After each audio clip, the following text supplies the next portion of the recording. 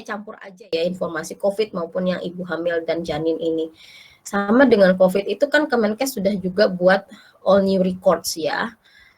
Dan itu juga di Kalsel sudah menerima, Kadinkesnya ada bilang waktu itu saya ada meeting dengan Kadinkes, langsung saya tembak, sudah menggunakan itu enggak dari Kemenkes juga? Ada, tapi memang masih kendala di daerah, apalagi dari orang yang sistem itu. Kadang hasil pemeriksaan lab positif, negatif, ataupun yang suspek itu masih kabur. Jadi mengkategorikan mana yang ini, mana yang tidak, itu masih apa ya istilahnya masih kabur-kabur gitu. Nah, sehingga saya juga paham betul ya, karena saya udah pengalaman di data ibu dan anak tadi, ini memang kendala yang terus-menerus terjadi. Jadi istilahnya itu kalau memang pusat ingin punya data yang bagus, karena data di pusat itu tidak ada ketika data dari daerah itu nggak ada. Makanya kalau data di nasional itu yang ditampilkan dari daerah, sedangkan data daerah ini keadaannya seperti ini, itu bukan hanya saya yang berpikir seperti ini, tapi beberapa statistician, karena saya juga terlibat di forum statistika perguruan tinggi, Forstat Indonesia, dan kita memang mayoritas kita sama pendapatnya bahwa data COVID ini yang kita tahu kan dari kawal COVID ya, .co.id itu udah banyak datanya, namun mereka bilang udahlah kita anggap itu data yang sudah paling reliable. Sebenarnya itu juga tergantung di daerah ini gimana mengumpulkan data sistemnya seperti apa. Apalagi yang paling sulit itu mendapatkan data yang OTG. Karena OTG ini kan sebenarnya hasil tracing dari yang positif. Nah, sedangkan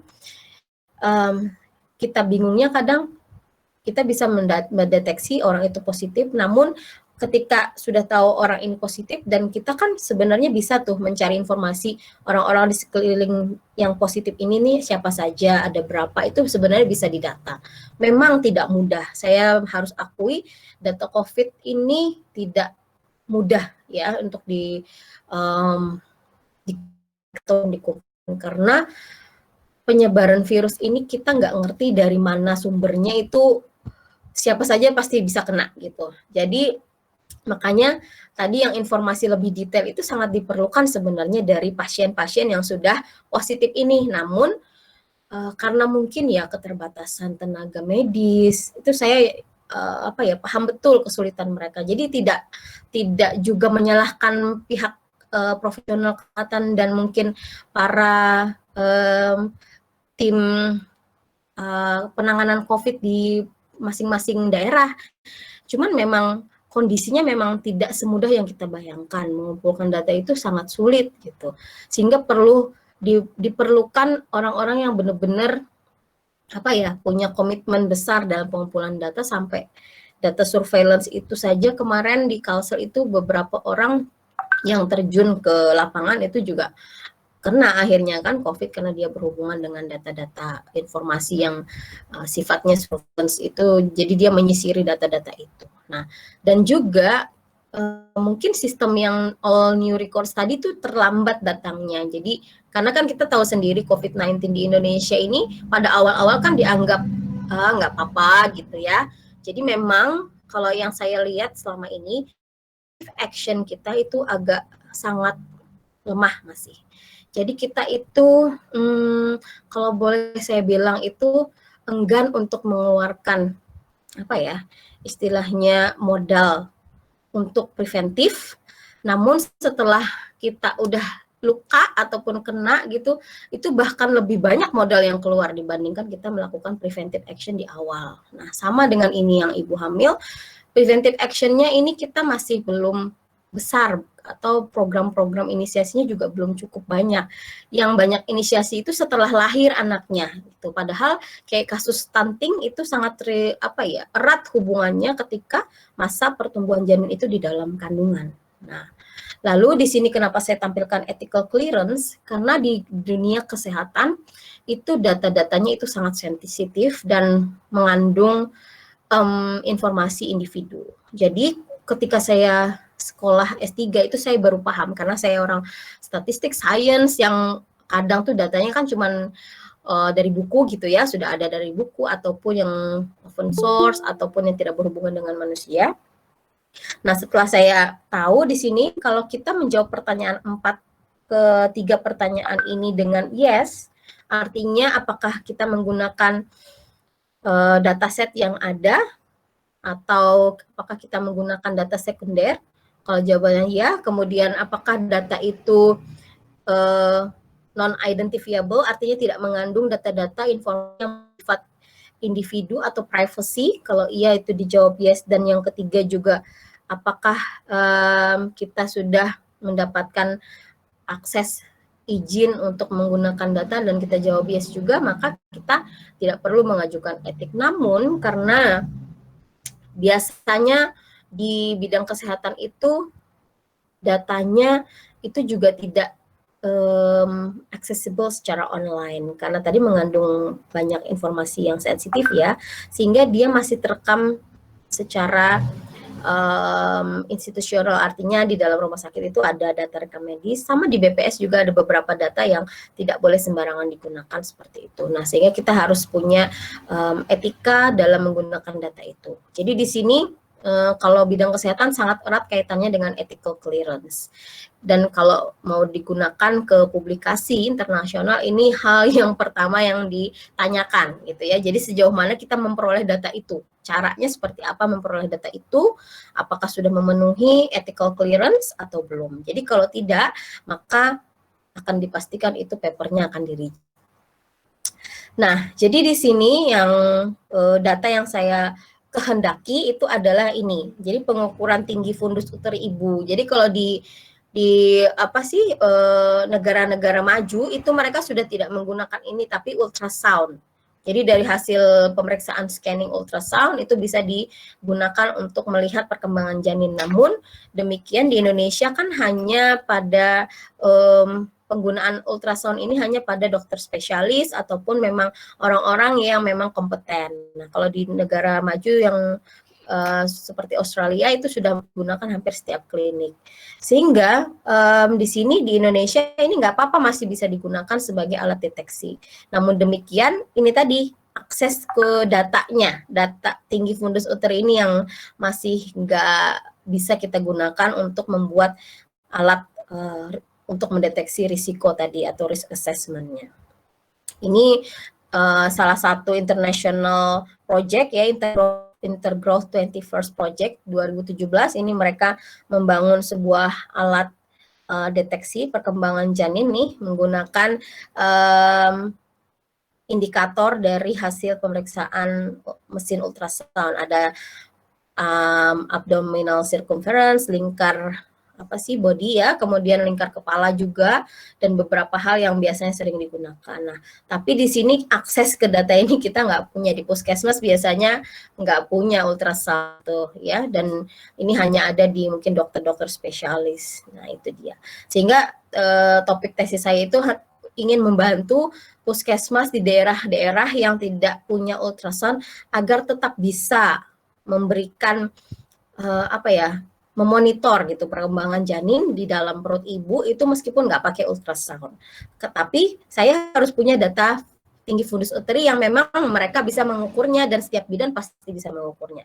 Tetapi data ini itu tidak ada dan adanya tadi di data rekam medis yang manual tadi, dan itu pun bolong-bolong, kadang ada, kadang nggak ada. Padahal kan dia harus dipantau dari semester awal kehamilan, second semester, third semester, sampai dengan mau melahirkan. Nah, itu data itu yang nggak ada. Sehingga ini saya lewati.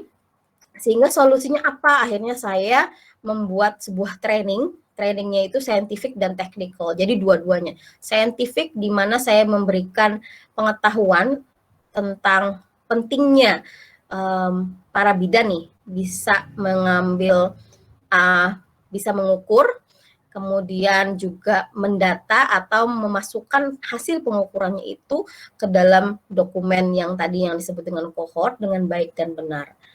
Serta ketika scientific dan technical training ini saya tadi kan sudah buatkan Excel yang sederhana ya, sehingga mereka setelah meriksa bisa langsung masukkan ke Excel untuk bisa nantinya kita gunakan itu sebagai risk assessment selama kehamilan, atau bisa mempermudah mereka juga kalau mereka mau mengentry apa sih keluhan ibu selama ini yang mungkin rada panjang ya kalimatnya, kalau di Excel kan bisa aja adjustment. Nah, sehingga di sini saya lakukan training ini dengan tujuan seperti yang tertulis di sini, dan juga yang lebih penting agar mereka itu terutama bidan itu juga ngerti gitu bahwa pendokumentasian data-data hasil pemeriksaan ibu dan janin itu penting banget untuk memonitor nantinya bagaimana perkembangan janin dan juga kesehatan ibu. Nah, sehingga kalau data-data itu ada, itu harapannya kita bisa membuat suatu alat surveillance, jadi alat untuk bisa memonitor perkembangan janin maupun kesehatan ibu. Nah, ini lalu saya conduct training, ya, saya kumpulkan jadi 13 kabupaten bidan-bidan dari 13 kabupaten kota. Daripada saya waktu itu traveling 13 kabupaten kota, saya undang mereka saja, sehingga di satu tempat mereka saya berikan beberapa informasi, termasuk bagaimana menggunakan yang Excel spreadsheet yang paling sederhana tadi. Ya, itu pun juga masih ada beberapa yang kesulitan. Jadi di sini saya tahu bahwa kita tidak bisa berasumsi bahwa semua bidan yang ada ataupun semua masyarakat Indonesia itu mampu gitu loh menggunakan teknologi yang kita sekarang ini udah mencapai hampir revolusi 5.0 ya. Jadi nggak bisa kita berasumsi semua seperti itu. Sehingga ketika ini juga kita COVID, dan kita semua belajar sistem dari online, itu memaksa kita sebenarnya belajar teknis ya, teknologi gitu. Nah, ini akhirnya saya bilang ke bidannya untuk membawa ini cohort yang selama ini mereka lakukan nih manual ya, catatan begini. Terus saya ajarkan bagaimana caranya memasukkan ke dalam Excel. Dan juga tentunya di sini saya berikan pengarahan bahwa tolong data-data ini dicatat dengan lengkap dan baik, seperti itu. Karena tadi kepentingannya apa saya jelaskan juga di training. Jadi ini lembar spreadsheet yang paling sangat sederhana saya boleh bilang ya, untuk mereka agar mereka bisa akses. Dan waktu itu saya monitor mereka setelah training, itu mereka tidak saya biarkan begitu saja, tapi saya pantau melalui WhatsApp saja, karena waktu itu saya sudah di Australia lagi. Jadi saya pantau terus apakah mereka kesulitan dalam melakukan pengentrian ya. Jadi ini kan waktu di training saya minta mereka bawa data yang ada. Jadi ini retrospektif data, artinya data yang sudah mereka kumpulkan. Lalu setelah mereka mampu memasukkan data 1-2 pasien, anggap aja seperti itu, mereka saya undang kembali untuk berpartisipasi di prospektif data, prospektif research saya. Jadi data yang diambil atau dikumpulkan itulah adalah data-data dari pasien yang akan datang. Jadi kami follow up pasien, terutama ibu hamil, dari awal dia hamil sampai melahirkan, itu bidan-bidan semua memfollow up pasien-pasien ini. Dan alhamdulillah kemarin bisa sih dapat data sampai 300 individu ya, 300 lebih, itu alhamdulillah banget. Nah, jadi di sini hasil before dan after trainingnya kalau saya bisa tampilkan, misalnya ukuran ibu hamilnya itu ada berat badannya, tinggi badannya, kemudian BMI-nya, itu kita bisa lihat sebelum training. Biasanya memang di daerah rural ya, daerah yang terpencil itu sangat kurang kemampuannya. Nah, namun di sini itu ada peningkatan yang signifikan ya ketika dilakukan training. Jadi terutama di rural area nih, di urban biasanya agak lebih mendingan lah seperti itu. Tapi di sini juga masih ada yang masih rendah. Jadi setelah dilakukan training itu lumayan ada peningkatan kuantitas maupun kualitas data yang mereka entry masukkan. Nah, ini yang paling bawah ini fundal height yang tadi tinggi fundus uteri ibu, itu yang saya maksud yang paling signifikan faktor untuk menentukan atau untuk memonitor perkembangan janin, itu malah ada sebelum training tuh ada yang catatannya nggak ada sama sekali. Tapi setelah training bisa mampu 62%. Sama di rural juga seperti itu. Jadi ini sangat menyedihkan sekali, padahal dia adalah faktor risiko yang paling besar atau faktor yang bisa kita gunakan untuk bisa mengestimasi berat janin bayi, bisa untuk melihat juga monitoring selama kehamilan. Jadi hasil ini sudah saya publikasikan, dan juga ini beberapa pengukuran lainnya. Jadi banyak sekali pengukuran yang dilakukan memang di antenatal care. Nah, sebelum training, saya ambil contoh ini tadi melihat hubungan antara gestational age atau usia kehamilan ya. Logikanya semakin tinggi usia kehamilan itu perut ibu kan semakin besar ya. Nah, berarti tinggi fundus uterinya itu semakin tinggi gitu.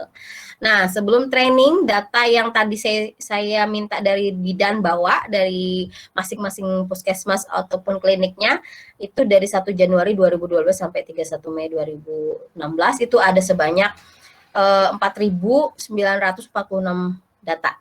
Tapi yang setelah dilakukan data cleaning itu cuma ada 2.515 yang mempunyai data-data tentang fundus uteri tadi atau tinggi fundus uteri ibu.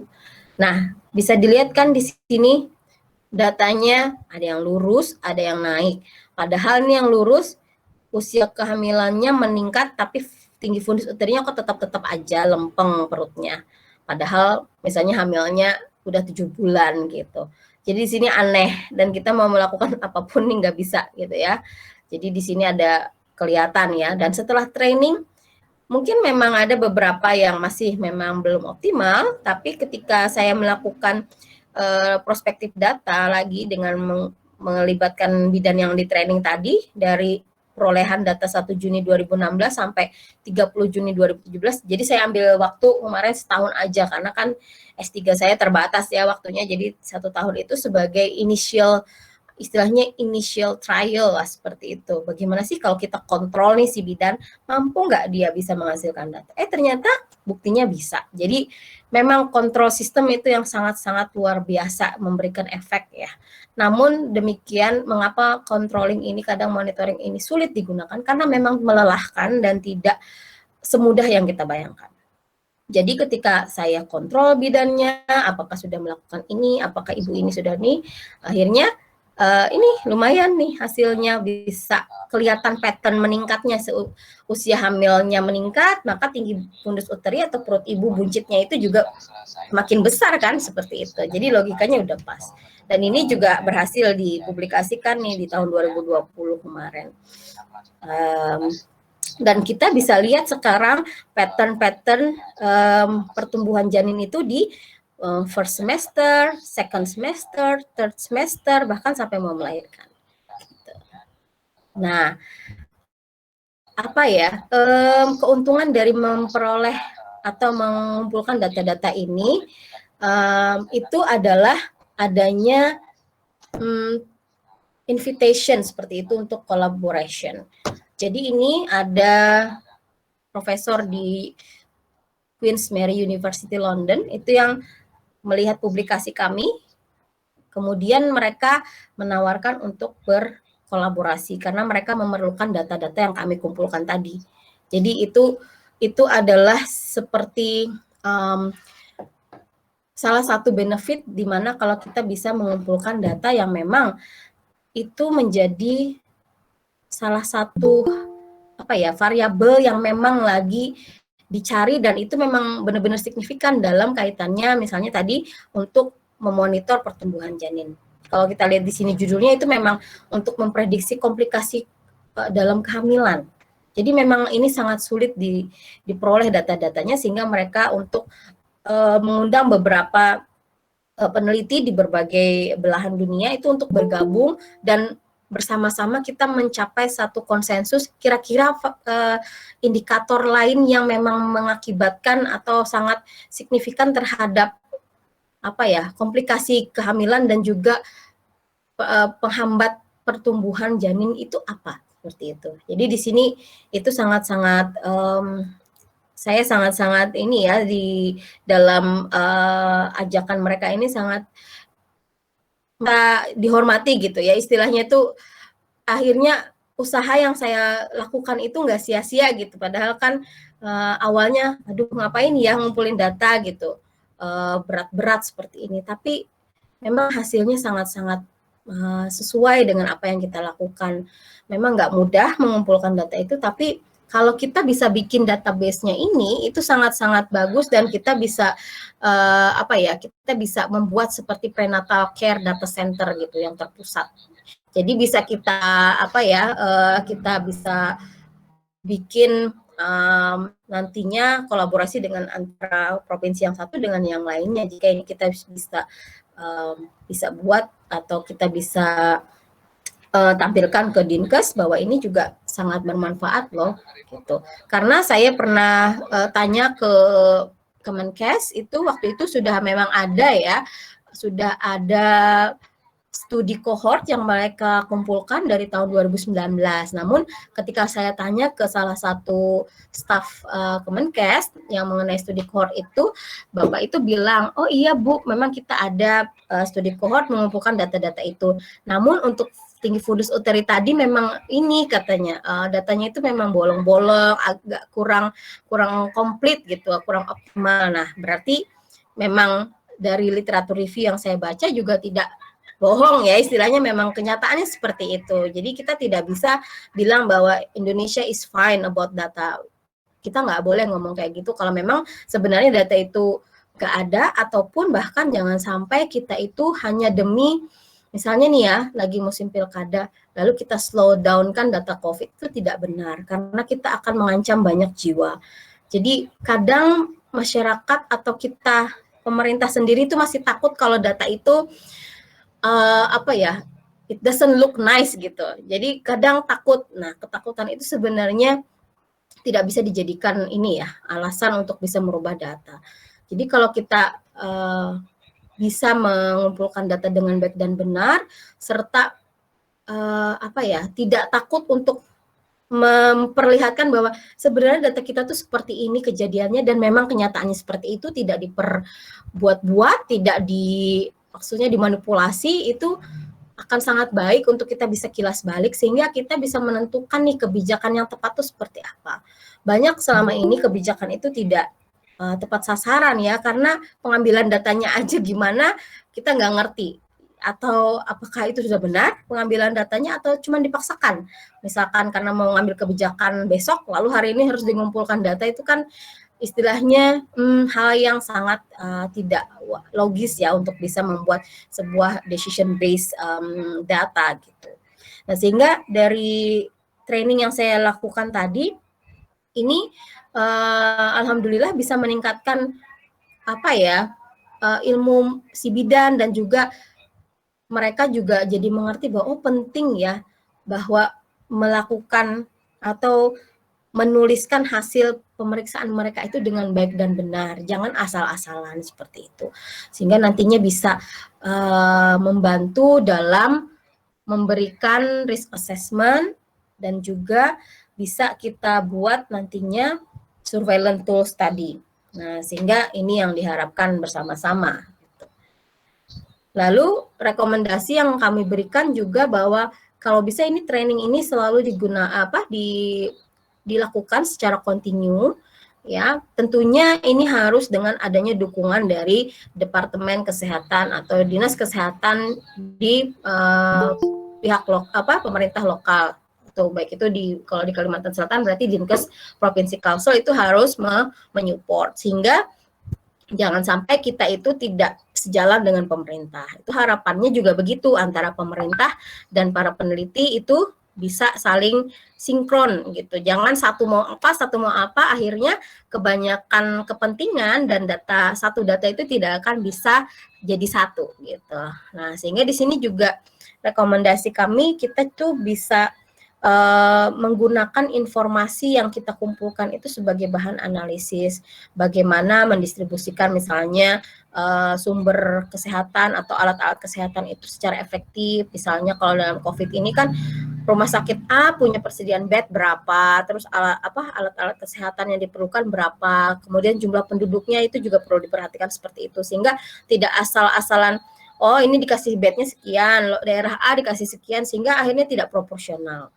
Nah, lalu juga kami menyarankan protokol kayak tadi pemeriksaan antenatal secara rutin itu seperti apa, itu wajib dilakukan secara kontinu. Meskipun para bidan itu pasti sudah punya basic yang sangat bagus tentang bagaimana cara pemeriksaan, namun tidak ada salahnya untuk update skill mereka secara kontinu.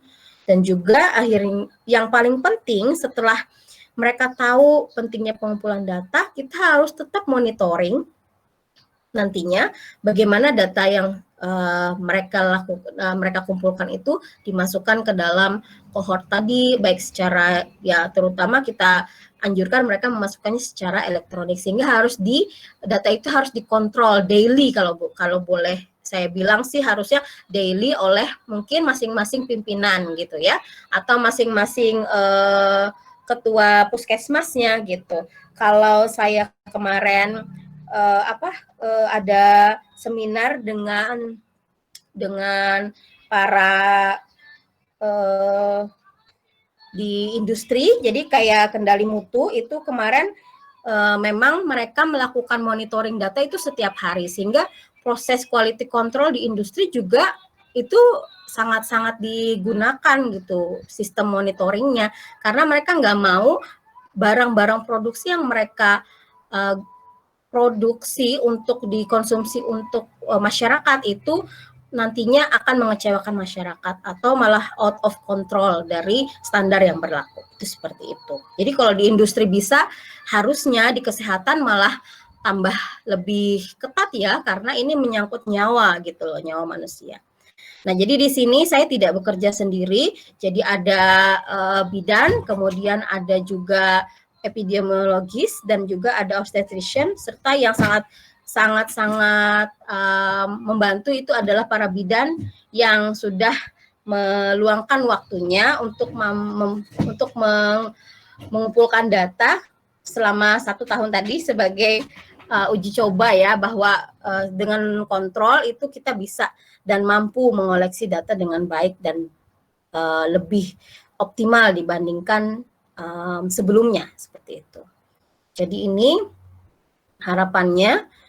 Nah, ini kalau kita sekilas melihat fenomena data COVID, kalau kita tahu, pasti semua juga udah pernah melihat mungkin ya grafik ini.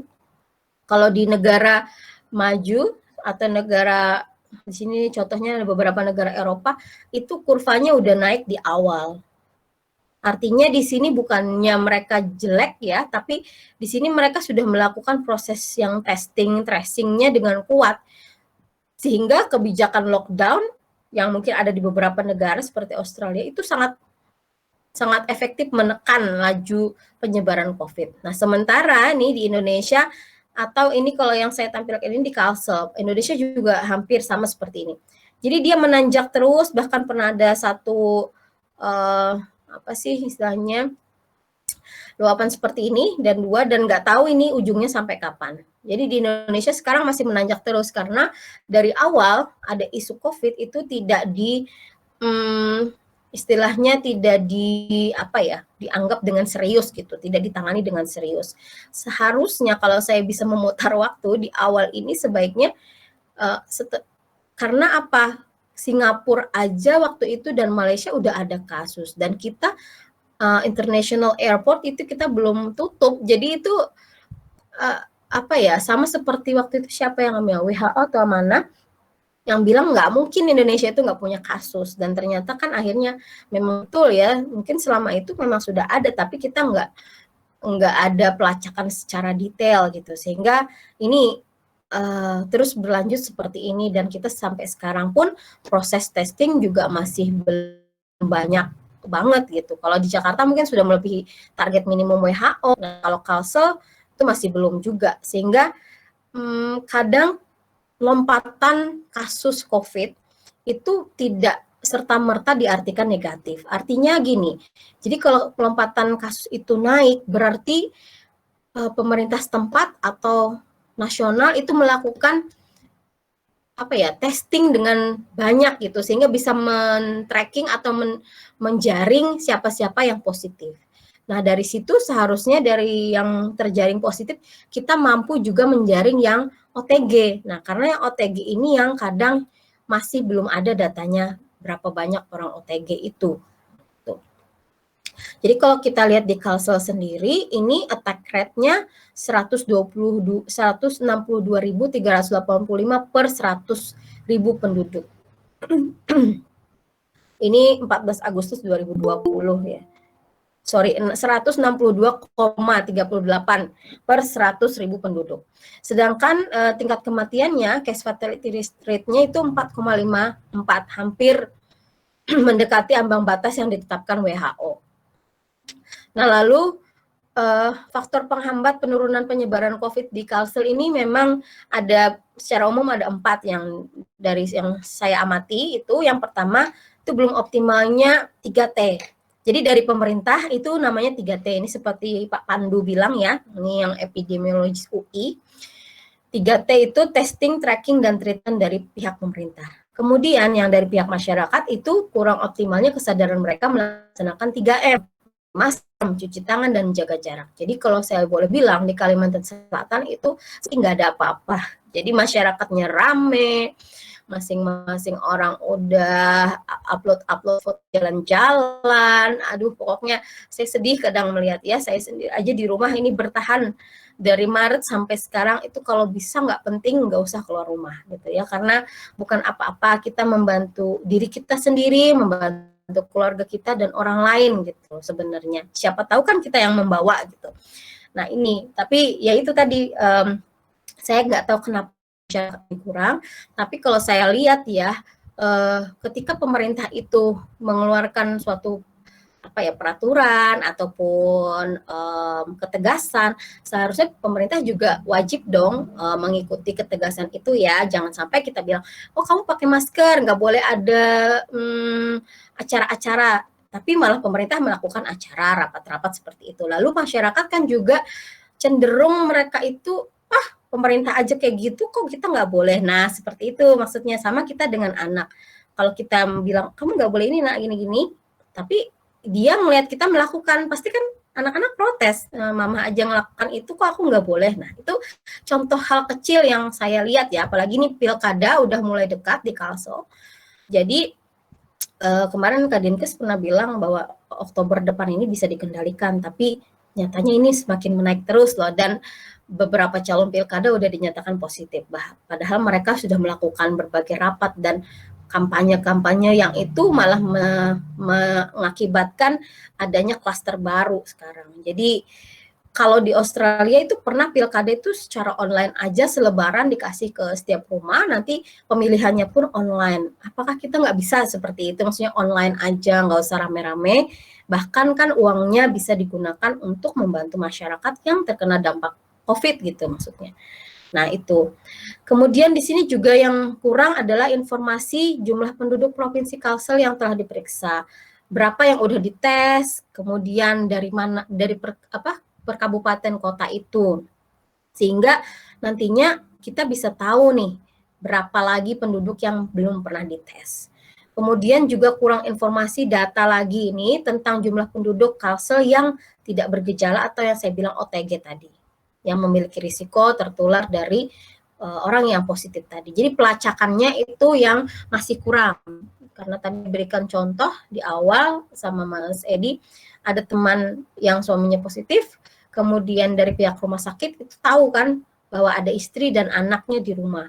Nah, ketika itu tidak ada sama sekali telepon dari rumah sakit, bahkan si istri karena khawatir dia nelpon ke rumah sakit dan dibilang sama orang rumah sakit, Ibu silahkan menghubungi unit pelayanan kesehatan terdekat, seperti itu aja gitu, sehingga tidak ada monitor yang detail gitu bahwa pihak rumah sakit harusnya menghubungi lalu menganjurkan ibu harusnya ke sini, nanti dituntun sampai memang benar-benar anggota keluarganya ini bisa teramati ya, akhirnya bisa dimonitor gitu selama mungkin masa karantina 14 hari ya karena dia OTG, dan mungkin dilakukan pengetesan secara swab apakah dia positif atau enggak, seperti itu harusnya. Nah, tapi mungkin ada beberapa nih yang di beberapa rumah sakit yang hanya seperti itu, menyarankan saja, sehingga kan akhirnya terserah dari kesadaran dari kembali si orang yang tadinya dekat dengan yang positif COVID tadi, apakah dia mau melapor atau tidak. Karena tidak jarang masyarakat di sini juga takut untuk melapor karena mereka takut dikarantina itu, karena sudah apa ya istilahnya tuh point of view-nya udah agak sedikit ini ya, mungkin kurang diberikan penjelasan yang baik tentang COVID, bahwa pengetesan itu tidak apa-apa gitu kan, hanya untuk mengetahui, dan sebenarnya kalaupun positif itu bisa dirawat dan disembuhkan sebenarnya, asal kita memang mempunyai imun yang kuat serta tidak ada penyakit penyerta. Nah, lalu di sini pemerintah Kalsel kemarin melakukan tes swab massal nih dari tanggal 14 sampai 17 Agustus. Di sini ada 10.000 tes swab. Nah, lalu Kadinkes bilang ini tes swabnya itu harus yang diutamakan adalah yang kontak erat, terkonfirmasi, suspek sama probable, juga yang punya gejala ringan, sedang atau berat, seperti yang punya ISPA seperti itu. Nah, lalu di sini saya juga pernah bilang keberhasilan ketepatan sasaran tes swab PCR ini tergantung beberapa hal. Yang pertama, fasilitas dan SDM-nya. Kemudian proporsionalitas distribusi spesimen yang tadinya mau digratiskan ini seberapa besar terhadap jumlah penduduk di 13 kabupaten kota Kalsel. Kemudian juga yang lebih penting, manajemen data hasil tes swab-nya juga harus baik, karena ini untuk proses monitoring dan evaluasi juga, serta kalau bisa ini untuk melacak yang OTG tadi, sehingga bisa di follow up dan tindakan-tindakan preventifnya atau pencegahan bisa dilakukan dengan baik. Namun terakhir kemarin saya hanya dapat data itu yang di tes berapa, positif berapa, seperti itu, dan nggak ada data masih OTG-nya. Jadi memang masih sangat sulit ternyata mendapatkan data OTG. Jadi kalau saya analisis kemarin hasil tes swab yang massal, itu kan kalau WHO menyarankan minimal 1% dari jumlah penduduk per minggu itu dites, atau 1.000 orang per 1 juta penduduk per minggunya. Nah, kalau kita mendasarkan data jumlah penduduk Provinsi Kalsel 2020, itu penduduknya kurang lebih 3.642.640 jiwa. Sehingga kalau kita berpedoman pada patokan WHO tadi, itu minimal harus ada 36.426 spesimen per minggu. Nah, tes massal ini bukan yang kemarin itu 10.000 itu 1 minggu. Berarti masih kurang kan dari minimal yang dianjurkan oleh WHO. Nah, sedangkan spesimen yang dibagikan ini ada beberapa seperti ini, dan kalau saya analisis lagi, ini sangat masih jauh dari minimum 1% yang disarankan oleh WHO. Ya, ada malah beberapa kabupaten yang mungkin jumlah penduduknya lebih sedikit, tapi spesimen yang diberikan lebih banyak. Jadi saya bilang di sini proporsionalitasnya masih belum optimal, karena kemarin itu kalau informasinya penyebaran atau distribusi spesimen tes PCR-nya ini itu berdasarkan kasus positif COVID itu, jadi bukan berdasarkan jumlah penduduknya. Jadi mungkin ini yang masih kurang diperhatikan ya di sini, bahwa mungkin boleh jadi kasus COVID itu menjadi pertimbangan. Namun kalau saran WHO kan karena kan di sini mobilitas orang juga nggak ditekan gitu, nggak dibatasi, sehingga bisa saja kasus COVID di kabupaten tertentu itu banyak, itu akibat adanya mobilitas penduduk dari kabupaten kota yang memang asalnya jarang lalu jadi banyak COVID karena mobilitas tadi dari kabupaten antar kabupaten itu tidak dibatasi. Jadi di sini kalau saya bilang tes swab yang massal kemarin itu hanya 31% dari jumlah minimum testing standar WHO yang disarankan. Kemudian cakupannya per masing-masing kabupaten kota itu masih rendah, 7-41%. Nah, kecuali tadi satu kabupaten yang udah mencapai 82%. Kemudian di sini juga saya sarankan kemarin bahwa kalau bisa nantinya harus tes swab massal ini harusnya diaktifkan tidak hanya kemarin ya, tapi harus dilakukan gencar seperti DKI. Namun saya nggak ngerti, mungkin ya ini alasan APBN atau apa. Ini sepertinya belum ada lagi nih tes massal seperti ini. Bahkan ini ramainya adalah tentang pilkada. Jadi harapan saya sih sebenarnya pengetesan itu harus rutin dilakukan. Jadi kalau memang pemerintah itu punya data yang baik, akan terlacak seperti BPS kan ini sekarang lagi mengadakan sensus tuh. Nah, seharusnya data COVID itu seperti sensus, jadi bisa dilacak mana rumah tangga yang belum dicek gitu. Ada yang sudah dicek misalnya, ada yang belum. Jadi yang sudah dicek itu nggak perlu lagi misalnya. Dan kalau memang hasilnya baik atau tidak ada kecenderungan mengarah ke COVID. Nah, bagi rumah tangga yang belum dicek itu harusnya bisa dilacak gitu. Memang saya akui di sini tes PCR itu nggak murah ya dan mahal. Jadi mungkin kendalanya juga di sini pemerintah juga mungkin memperhatikan anggaran yang ada, tapi saya nggak tahu dalam tentang itu. Tapi hal ini juga menjadi mungkin apa ya, harusnya bisa kita carikan solusi bersama sehingga semua penduduk itu kalau bisa memang apa ya, dilacak mana yang kira-kira mereka rentan dengan ini. Karena kita pendataan yang kurang optimal ini sangat sulit sekali sebenarnya untuk melacak, dan karena COVID ini kan memang tidak tahu penyebab apa sih, di mana kita kenanya itu kan nggak akan pernah tahu ya, karena sekarang apalagi dia sudah bisa ditularkan melalui udara. Jadi memang sangat-sangat riskan kalau kita memang tidak memenuhi atau melakukan protokol kesehatan yang berlaku. Jadi dengan data-data yang sementara ada, hanya kita bisa lakukan deskripsi statistik saja, sehingga belum bisa menghubungkan faktor-faktor yang lebih vital seperti bagaimana selama dia melakukan perawatan di rumah sakit, misalnya khususnya yang positif, apa yang mengakibatkan dia survive dan apa yang mengakibatkan dia meninggal. Itu kan seharusnya bisa ada variabel yang kita bisa lihat dan amati sehingga kita bisa berikan rekomendasi bagi mereka yang mungkin positif harusnya melakukan treatment seperti ini atau intervensinya seperti ini sehingga dia survivalnya bisa naik seperti itu. Jadi kalau di statistik itu ada analisis survival, itu bisa kita gunakan. Namun karena datanya juga masih cenderung masih belum optimal, terutama yang data surveillance-nya, mungkin ada sudah seperti yang saya bilang tadi, di setiap rumah sakit pasti ada data rekening, namun itu belum ada versi elektroniknya seperti itu, sehingga kita harus memasukkan satu persatu data itu ke dalam versi elektronik. Mungkin dari saya itu ya, berbagi pengalaman atau sharing informasi mengenai bagaimana